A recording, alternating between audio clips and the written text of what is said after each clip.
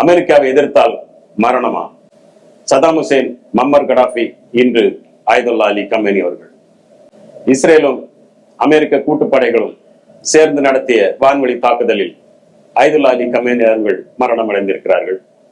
அடுத்து நடக்க போவது என்ன? ஈரானின் பதில் தாக்குதலில் வளைகுடா நாடுகள் அனைத்தும் பற்றி எறிகிறது. ஹார்முஸ் ஜலசந்தியை கட்டுப்படுத்தும் ஈரான் ஹார்முஸ் ஜலசந்தியை மூடினால் அடுத்து என்ன நடக்கும்? ஈரானின் ஆதரவு பெற்ற கிளர்ச்சி குழுக்கள், போராளி குழுக்கள் இஸ்ரேலுக்கு எதிராக போர் தொடுக்குமா? விரிவாக பார்க்கலாம். நான் யாழ் சுரேஷ். யாழ் அரங்கத்திற்கு உங்கள் அனைவரை வரவேற்கிறேன்.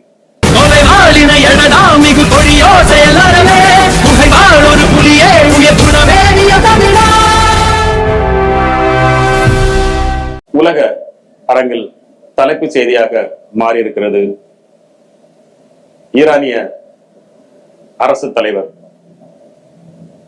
ஈரானிய மத தலைவர் ஆயதுல்லா அலி கமேனி அவர்களின் மரணம். 84 வயதான ஆயதுல்லா அலி கமேனி அவர்கள் 36 ஆண்டு காலம் ஈரானை ஆட்சி செய்து வந்தார். ஈரானை ஆட்சி செய்த காலத்திலும் சரி, அதற்கு முந்தைய காலத்திலும் சரி, அமெரிக்காவை தீவிரமாக எதிர்ப்பவர், அமெரிக்காவின் ஏகாதிபத்தியத்திற்கு எப்போதும் எதிராக கொடி பிடிப்பவர். அமெரிக்காவை எதிர்த்தால் எல்லாருக்கும் மரணம் என்றால் இந்த நாட்டில் எந்த தலைவர்களும் சுயமாக முடிவெடுக்க முடியாதா? நீங்க வளைகுடா போற எடுத்து பார்த்தீங்கன்னா பெரிய நீண்ட வரலாறு இருக்குது. பேரழிவு ஆயுதம் வைத்திருக்கிறார்னு சொல்லி ஈராக் மேல படையெடுத்தது அமெரிக்க படைகள். சதாம் ஹுசேன் அவர்களை கைது செய்யறாங்க, பிறகு தூக்கிலிடுறாங்க. அமெரிக்காவின் ஏகாதிபத்தியத்தை தன்னுடைய ஆட்சி காலத்தில் முழுவதுமாக எதிர்த்து வந்தவர் சதாம் ஹுசேன். அடுத்து லிபியாவில் மக்கள் புரட்சியை ஏற்படுத்தி லிபியாவில் அரசு தலைவராக இருந்த மம்மர் கடாஃபி அவர்களை கைது செய்து பிறகு அவர்களையும் முடித்து விடுகிறார்கள். இப்போது ஆயதுல்லா அலி கமேனி அணு ஆயுத பரவல் தடை சட்டத்தில் கையெழுத்து போட வேண்டும், அணு ஆயுதம் தயாரிக்க கூடாது அப்படின்னு ஒரு கோரிக்கை வைக்கிறாங்க. ஆனா ஈரான் என்ன சொல்லுது? அணு ஆயுதம் என்பது எங்களுடைய ஆக்கப்பூர்வமான செயல்பாடுகளுக்கு, எங்களுடைய வளர்ச்சிகளுக்கும் மின்சாரம் தயாரிப்பதற்காக மட்டும்தான் நாங்க அணு ஆயுதத்தை பயன்படுத்துறோம், அணு உலைகள் வச்சிருக்கிறோம். நீங்க நினைக்கிற மாதிரி நாங்க எந்த நாட்டுக்கு அச்சுறுத்தல் இல்லைங்கிறாங்க. ஆனா இஸ்ரேல் என்ன காரணம் சொல்லுது? பிற்காலத்துல ஈரான் எங்களுக்கு அச்சுறுத்தலா மாறி எங்களுடைய பாதுகாப்புக்கு மிகப்பெரிய சவாலாக மாறுன்னு சொல்லி குற்றச்சாட்டு வைக்க, குற்றச்சாட்டின் பேர்ல போர் தொடுக்குது. ஆரம்பத்தில் அமெரிக்கா ஈரான் மேல அணு சம்பந்தமான கையெழுத்து போறோம்னு கேட்குது. பிறகு வளைகுடா நாடுகளிலே அதிபயங்கர சக்தியாக ஏவுகணை தொழில்நுட்பத்திலும் சரி, ட்ரோன் தொழில்நுட்பத்திலும் சரி மிகப்பெரிய அசுர வளர்ச்சி பெற்றிருச்சு ஈரான். அதுல குறிப்பிட்ட ஏவுகணைகள், நம்ம பாலிஸ்டிக் மிசைல், நம்ம ஐசிபிஎம்னு சொல்லுவோம், இன்டர் கான்டினென்டல் பாலிஸ்டிக் மிசைல், கண்டமிட்டு கண்டம் தாவும் பாயும் ஏவுகணைகளை அவங்க தயாரிக்கிறாங்க. நிறைய ஏவுகணைகள், எண்ணிலடங்க பல ஏவுகணை தயாரிக்கிறாங்க. ஒவ்வொரு ஏவுகணைக்கும் ஒவ்வொரு ரேஞ்ச் இருக்குது. அப்போ இந்த ஏவுகணைகளை நீங்க கட்டுப்படுத்த தொழில், இந்த ப்ராஜெக்டை நீங்க நிறுத்தணும்னு சொல்லி கேட்கிறாங்க. அதுக்கு அவங்க சம்மதிக்கல. பல ஆண்டு காலமா ஈரான் மேல பொருளாதார தடை மூலமா அங்க பணவீக்கம் ஏற்படுது, மக்கள் வாழ முடியாத ஒரு நிலைக்கு ஏற்படுது. எந்த சூழ்நிலையிலும் ஆயதுல்லா அலி கமேனி அவர்கள் அமெரிக்காவுடைய எந்த அழுத்தத்திற்கும் கட்டுப்படாது. இதன் காரணமாக பல முறை பேச்சுவார்த்தை நடைபெறுது, பல கட்ட பேச்சுவார்த்தை மேல தோல்வி அடையுது. இப்போ ஒரு சில மாதங்களுக்கு முன்னாடி பார்ப்போம், அமெரிக்காவில இருந்து அந்த B-2 பாம்பர்ஸ் அந்த விமானம் வருது, அமெரிக்கால இருந்து இங்க அணு உலைகள் மேல குண்டு வீசிட்டு திரும்ப போறாங்க. அமெரிக்காவை கட்டுப்படுத்துறதுக்கு இந்த உலக நாட்டுல யாருமே இல்லை, அவங்க கண்டிக்கிறது கூட எந்த நாடுகளும் தயாரா இல்லை. உண்மையிலேயே வளைகுடா நாடுகள்ல ஒரு அமைதியின்மை ஏற்படுத்தி ஒரு அசாதாரண சூழ்நிலையை இத்தனை காலமா கொண்டு வர்றது இஸ்ரேல். இஸ்ரேல்ல பாத்தீங்கன்னா, இஸ்ரேல்ல அரசியல் தலைவர்களும் பெரிய அளவுல பாத்தீங்கன்னா நம்ம பெஞ்சமின் நெதன்யாகு பல வருடங்களை ஆட்சி பண்ணிட்டு வர்றாரு. அதுக்கு முன்னாடி ஒரு பத்தர் இருந்தாரு, ஏரியல் ஷாரோன். இப்ப பெஞ்சமின் நெதன்யாகு மேல நிறைய குற்றச்சாட்டுகள், ஊழல் குற்றச்சாட்டுகள் நிறைய இருக்குது. ஒருவேளை பெஞ்சமின் நெதன்யாகு அவர்கள் பதவி இழந்தால் அனைத்து வழக்குகளை சந்திக்க நேரிடும். ஆயுள் கால சிறை தண்டனை விதிக்கவோ அல்லது மிகப்பெரிய தண்டனையை பெறவோ அவரோ அவரோட குடும்பத்தினரோ நீதிமன்றத்தை தண்டிக்கப்படுவாங்க. அந்த நிலை தான் அங்க இருக்குது. இப்ப இவர் என்ன பண்றாருன்னா குற்றச்சாட்டை முன் வைக்கிறார். ஈரான் வந்து எங்க மேல அச்சுறுத்தலா இருக்கு, அதனால நான் போர் தொடுக்க போறேன்னு. இந்த குற்றச்சாட்டுகளுக்கு அமெரிக்காவும் துணை நிற்குது. அமெரிக்கா விமானப்படைகள் எல்லாரும் சேர்ந்து வந்து இப்போ குண்டு வீசுறாங்க. ஈரான் கிட்ட பல எண்ணெய் வளங்கள் இருக்குது. எண்ணெய் வளங்கள் எவ்வளவு இருந்தோம் அந்த நாட்டோட நிலை வந்து பொருளாதாரத்தில் மிகவும் பின்தங்கி தான் இருக்குது. ஏன்னு பாத்தீங்கன்னா பொருளாதார தடை. எந்த நாடுமே வந்து ஈரான்கிட்ட வந்து வர்த்தகம் பண்ண முடியாது. அந்த நிலையில வந்து பொருளாதார தடை வச்சு, பொருளாதார தடை இருந்த பிறகும் அமெரிக்காவுடைய அழுத்தங்களுக்கு, எந்த அழுத்தங்களுக்கும் ஐதுல்லா அலி கமேனி அவர்கள் வந்து இடம் கொடுக்கல. அப்ப பல கட்ட பேச்சுவார்த்தையை வந்து அழைக்கிறாங்க. முதல் கட்ட பேச்சுவார்த்தை தோல்வி, இரண்டாம் கட்ட பேச்சுவார்த்தை தோல்வி, மூன்றாம் கட்ட பேச்சுவார்த்தை தோல்வி அடைந்தால் நாங்க தாக்குவோம்னு சொல்லி மிரட்டல். ஒரு 3-4 மாதங்களுக்கு முன்னாடியே வந்து அமெரிக்காவோட மிகப்பெரிய போர்க்கப்பலான ஜெரால்ட் ராட்ஃபோர்டு, அது உலகத்துல மிகப்பெரிய விமானம் தாங்கி கப்பல்னு சொல்றாங்க, அந்த கப்பல் அங்க வருது. அந்த தொடர்ச்சியா அமெரிக்காவோட உளவுத்துறை CIA வந்து ஐதுல்லா அலி கமேனி அவர்களுடைய நடமாட்டங்கள், எங்க போறாரு, யாரை சந்திக்கிறாரு, அவருடைய அலுவல்கள் என்ன, எங்க தூங்குறாரு, எங்க சாப்பிடுறாரு, எல்லாமே மிக துல்லியமா வந்து கணிக்கிறாங்க. எல்லாரோட உளவு தகவல் எடுக்கிறாங்க. நமக்கு தெரியும் உலகத்துல மிகப்பெரிய உளவு அமைப்பான CIA, இஸ்ரேல் மொசாட், இவங்கெல்லாம் இருக்கிறாங்க. இவங்க அந்த தகவலை எடுத்து நம்ம இஸ்ரேல் மொசாட் கையில கைமாறுறாங்க. இஸ்ரேலிய விமானப்படை தான் வருது முதல்ல. இல்ல, இவங்களுடைய முக்கிய நோக்கம் வந்து ரெஜிம் சேஞ்ச். நீங்க ஆட்சி மாற்ற வரணும், தலைமை மாற்றணும். தலைமை மாற்றின எல்லா இதுவும் சரியாயிருமானா கண்டிப்பா ஆகாது. ஒரு ராணுவ நடவடிக்கை மூலமா ஒரு நாட்டோட அமைதி கொண்டு வந்துடலாம் அல்லது தலைமை மாற்றலாம்னு நினைச்சா அது எந்த காலத்திலும் முடியாது. கடந்த கால வரலாறு எடுத்து பார்த்தீங்கன்னா நம்ம ஆப்கானிஸ்தான்ல என்ன நடந்தது, 23 லட்சம் கோடி ரூபாயை செலவு பண்ணியிருக்கிறாங்க ஆப்கானிஸ்தானுக்கு. ஆப்கானிஸ்தான்ல தாலிபான் ஆட்சி வந்து முறியடிக்கப்படுது. அவங்க எல்லாம் திரும்ப பின்வாங்குறாங்க. அமெரிக்கா தலைமையிலான ஒரு அரசு அமையுது. பிறகு அடுத்த வந்த ஆட்சி வந்து அமெரிக்கா வந்து வேண்டாம், இதுன்னு ஆப்கானிஸ்தான்ல இருக்க முடியாதுன்னு சொல்லி படைகளை பின் வாங்குறாங்க. அதே நாள்ல மீண்டும் தாலிபான் வந்து அந்த ஆட்சியை பிடிக்குது. அப்ப 23 லட்சம் கோடியை செலவு பண்ணியும் இவங்களால ஆப்கானிஸ்தான்ல எதையும் சாதிக்க முடியல. அதே நிலைமை தான் இப்பவும் ஈரான்ல இருக்குது. இப்ப சாதாரணமா நீங்க பாருங்க, ஒரு நம்ம வீட்டுல நம்ம ஒரு வீடு இருக்குது, நம்ம அமைதியா வாழ்ந்துட்டு இருக்கிறோம். நம்ம பக்கத்து வீட்டுக்காரர், அவர் வலிமையானவர், பணத்திலையும் பொருளாதாரத்திலையும் ஆட்கள் பலத்திலையும் பலமா இருக்கிறாரு. அவர் நம்ம வீட்டுக்கு வர்றாரு. நான் சொல்றத உங்க வீட்டுல சமைக்கணும், நான் சொல்றத நீங்க சாப்பிடணும், நீங்க எப்படி வாழணும், நான் சொல்றதா நீங்க கட்டுப்பட்டு நடக்கணும், நீங்க என்ன சமைக்கிறதா இருந்தாலும் சரி, சாப்பிட்றதா இருந்தாலும் சரி, என்னோட அனுமதி கேட்டுதான் செய்யணும்னு சொல்லி ஒருத்தர் நமக்கு மேல அழுத்தம் கொடுக்குறாரு, நம்மளை அறிவுப்படுத்த நினைக்கிறாரு. நம்மளோட மனநிலை என்ன இருக்கும்? அதே மனநிலைவு தான் ஈரானுக்கு. உங்களுடைய அழுத்தத்திற்கு கட்டுப்படல, அதனால் அவருக்கு மேல போர் தொடுக்கணும். இப்போ அமெரிக்காவோட விமானங்களும் இஸ்ரேல் இப்ப CIA வந்து உளவு தகவல் அங்க கொடுக்குது. அந்த உளவு தகவலை பெற்று ஐதுல்லா அலி கமேனி அவர்கள் வந்து அலுவல் சம்பந்தமான ராணுவ உயர் மட்ட தலைவர்கள், அதிகாரிகளை சந்திக்கிறார். அந்த சந்திப்பு நடக்கும் போது அதனுடைய உளவு தகவல் மிக சரியான கொடுத்த காரணத்தினால கிட்டத்தட்ட 200 விமானங்கள் இப்ப நம்ம பார்க்கலாம். உலக அரங்கில மிக வலிமையான ஒரு போர் விமானம்னு பார்த்தா அது அமெரிக்க கையில தான் இருக்குது. F-22 raptor.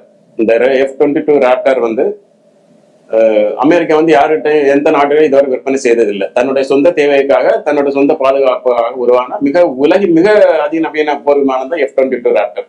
அந்த F-22 ராப்டர் அங்கே கொண்டு வர்றாங்க. மொத்த 200 விமானங்கள் வந்து போகுது.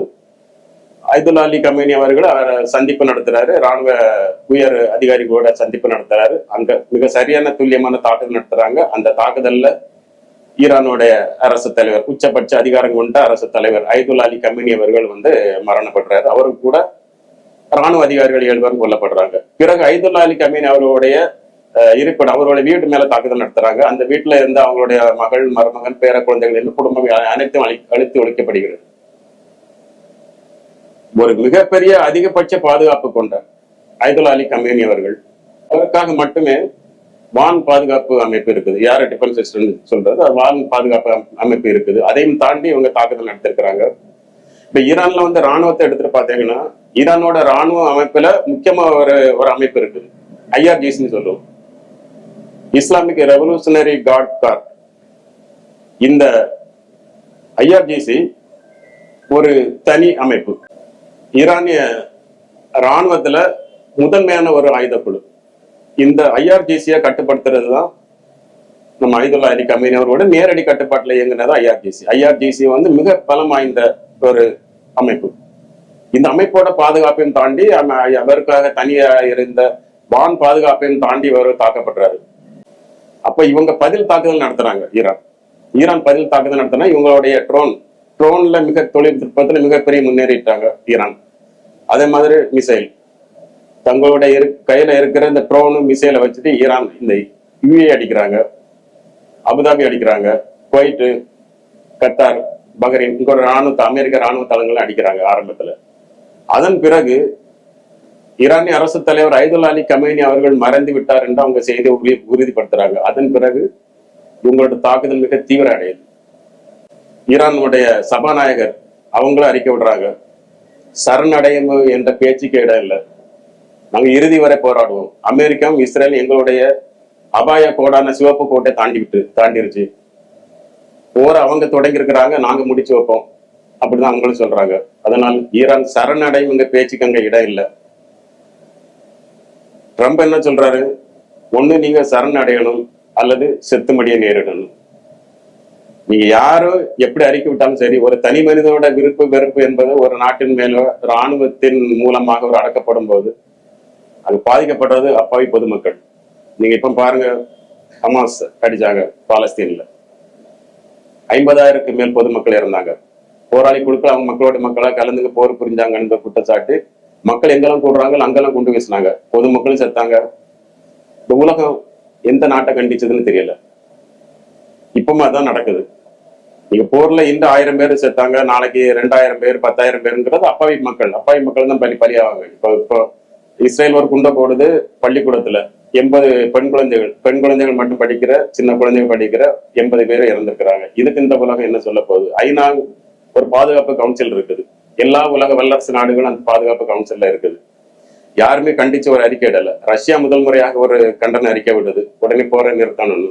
அது மட்டும் இல்ல, ஒரு இஸ்லாமிய ஒரு மத தலைவரை கொன்னதன் மூலம் இன்னைக்கு பாகிஸ்தான்ல இருக்கிற அமெரிக்க தூதரகத்தை இன்னைக்கு கைப்பற்றி அங்க தீ வச்சிருக்கிறாங்க. இவர் 8 பேர் பலியானதாக தகவல் வருது. அமெரிக்கா என்ன நினைக்குது இந்த உலகத்துல? அதுதான் நடக்குது. அமெரிக்காவுடைய ஏகாதிபத்தியம் இந்த நாடுகளில் மிக ஒரு கட்டுக்கடங்காத ஒரு செயலை மாறிக்கிட்டு இருக்குது. வெனிசுலாவில் பார்த்தோம், வெனிசுலாவில் இறங்கி ஒரே நாள்ல போய் அங்க அவருடைய அதிபரை கைது செய்த அளவுக்கு ஒரு எல்லை மீறிய ஒரு செயலா அமெரிக்கா செய்து கொண்டிருக்குது. அமெரிக்கா இருக்கிறது பல கிலோமீட்டருக்கு அப்பால் இருக்குது. ஆனா வளைகுடா நாடுகள்ல இருக்கிற எல்லா நாடுகள்ல இராணுவ தளவாளங்களை அமைச்சு அங்க ஒரு கண்காணிப்பை பல வருடங்களா செய்துட்டு வருது. இப்ப என்னன்னு பாத்தீங்கன்னா, ஈரானோட ஆதரவு பெற்ற போராளி குழுக்கள் இங்க இருக்குது. இப்போ ஏமன்ல ஹவுதி படைகள், பாலஸ்தீன்ல ஹமாஸ், அது மாதிரி லெபனான்ல ஹிஸ்புல்லா அமைப்பு. இந்த ஹிஸ்புல்லா அமைப்புகள் இனி இஸ்ரேல் நோக்கி தாக்குதல் நடத்துமா? அய்துல்லா அலி கமேனி அவர்கள் இறந்து விட்டார்கள், இனி அவர்களோட செயல்பாடுகள் இத்தோடு நிறுத்தப்படுமா அல்லது இஸ்ரேலுக்கு எதிராக அவங்க போர் புரிவாங்களா? அது பின்னால தெரிய வரும். இப்ப போர் தொடங்கி 1 நாள் 2 நாள் தான் ஆயுது. 1 வாரம் போன பிறகுதான் தெரிந்தால் போர் உடனே முடிவுக்கு வருமா அல்லது இது பல வருடங்கள் இன்னும் நீடிக்குமானு. பல வருடங்கள் நீடிக்கும் போது அந்த பிராந்தியத்துல ஒரு மிகப்பெரிய ஒரு போர் பதட்டம் இருக்கும். இந்த போர் பதட்டம் என்னைக்கு நீங்கன்னு தெரியல. ஏன்னா பல நாடுகள்ல இருந்து, பல நூற்றுக்கணக்கான நாடுகள் இருந்து, வளைகுடா நாடுகள்ல இருந்து பணிபுரிகிறாங்க. வளைகுடா நாடுகள் இந்த உலகத்துல பல குடும்பங்களை வாழ வைக்குதுன்னு தான் சொல்லணும். ஏன்னா நானும் 13 வருடங்கள் நம்ம வளைகுடா நாடு துபாயில நான் வாழ்ந்திருக்கிறேன். நான் போகும்போதெல்லாம் துபாயில ஒரு பாலைவனம் பாதி அப்போ வளர்ச்சி அடைஞ்சிட்டு வரும், பெரும்பாலான பகுதி பாலைவன பகுதியா இருந்தது. ஆனா இப்ப இந்த 2026ல சோலைவனமா மாறி இருக்குது. உள்கட்டமைப்பு மிக சர்வதேச அளவுல சர்வதேச பல வளர்ச்சி அடைந்த பொருளாதார நாடுகளே திகச்சிருக்கக்கூடிய அளவுக்கு மிகப்பெரிய வளர்ச்சி அடைஞ்சிருக்குது உள்கட்டமைப்புல. அந்த உள்கட்டமைப்புல நீங்க ஈரானோட ஏவுகணைகளை தாக்கும் போது இன்னும் 20 வருடங்கள் அவங்க பின்தங்கி போறதுக்கான வாய்ப்புகள் இருக்குது. அல்லது ஈவேயும் பதில் தாக்குதல் நடத்துவாங்க, குவைட்டு பதில் தாக்குதல் ஈரான் மேல் நடத்துவாங்க. இவர் மாறி மாறி தாக்குதல் நடத்தும் போது அடுத்த ஒரு உலக ஒரு போரை நோக்கி இது போகுதோ இல்ல அதுக்கான ஒரு அடித்தளம் இது மாறிடுமோன்று மக்கள் எல்லாத்தையும் அச்சப்படுறாங்க. பல மக்கள் ஊருக்கு வர முடியாம சிக்கி தவிக்கிறாங்க. இப்ப இந்தியாவில இருந்து பாத்தீங்கன்னா, தமிழ்நாட்டுல இருந்து பாத்தீங்கன்னா பல லட்சக்கணக்கான தொழிலாளர்களை பணிபுரிந்து வர்றாங்க. எல்லாருடைய பாதுகாப்பு, பணியில அவங்க சம்பளம் கொடுக்க மாட்டாங்க, உங்களுக்கு சாப்பாடு எப்படி? இப்ப நீங்க இந்த போர் இப்ப இஸ்ரேலும் அமெரிக்காவும் ஆரம்பிச்சு வச்ச இந்த போர் பல வருடங்கள் நீண்டதுன்னா பல தொழிலாளர்களோட நிலைமை கேள்விக்குறியாகும். ஸ்டேட் ஆஃப் ஹார்மூஸ், ஹார்மூஸ் ஜலசந்தி. ஹார்மூஸ் ஜலசந்திங்கிறது உலகத்தில் எல்லா நாடுகளுக்கும் தேவையான மிக முக்கியமான ஒரு வழித்தடம். சரக்கு கப்பல் வர்றதுக்கான ஒரு வழித்தடம். அது சரக்குகளாக இருக்கட்டும், எந்த விதமான சரக்குகளாக இருக்கட்டும், எண்ணெய் வளங்களை கப்பல் மேல கொண்டு வரமா இருக்கட்டும், அந்த வழித்தடம் தான் உலக நாடுகளை பயன்படுத்திட்டு வருது. ஒருவேளை ஈரான் நாட்டுல தான் அந்த ஹார்மூஸ் ஜலசந்தி இருக்குது. ஈரானுக்கும் யுஏக்கு அந்த இடையில அந்த இடப்பட்டது இருக்குது. பல கிலோமீட்டர் ஈரானை தாண்டி தான் வரணும். ஒருவேளை அந்த ஹார்மூஸ் ஜலசந்தியை ஈரான் மூடிச்சுன்னா மிகப்பெரிய பொருளாதார நெருக்கடியை இந்த உலகம் சந்திக்கும். அனைத்து அத்தியாவசிய பொருட்களின் விலை ஏறும். கச்சா எண்ணெயின் பெட்ரோல் டீசல் விலை வரலாறு காணாத உயர்வை சந்திக்கும். உலகின் 30% வர்த்தகம் இந்த ஹார்மூஸ் ஜலசந்தி வழியாக நடக்கிறது. இந்த ஹார்மூஸ் ஜலசந்தியை ஒருவேளை ஈரான் மூடினால் மிகப்பெரிய பொருளாதார நெருக்கடி, இந்த உலகமே மிகப்பெரிய ஒரு நெருக்கடியான சூழ்நிலைக்கு வரும். அது உண்மையில ஒண்ணு சொல்ல நினைச்சா, அமெரிக்காவை எதிர்த்தால் மரணம் தானா? ஈராக்கில் சத்தாம் ஹுசேன், லிபியாவில் மம்மர் கடாஃபி, இன்று ஆயதுல்லா அலி கமேனி அவர்கள். அமெரிக்காவின் ஏகாதிபத்தியத்திற்கு முடிவு இல்லையா? இஸ்ரேலின் சுயநலத்திற்கு அமெரிக்கா துணை போவது நியாயம்தானா? அனைவரும் சிந்தியுங்கள். உங்களுடைய கருத்துக்களை இங்கே பதிவிடுங்கள். நன்றி.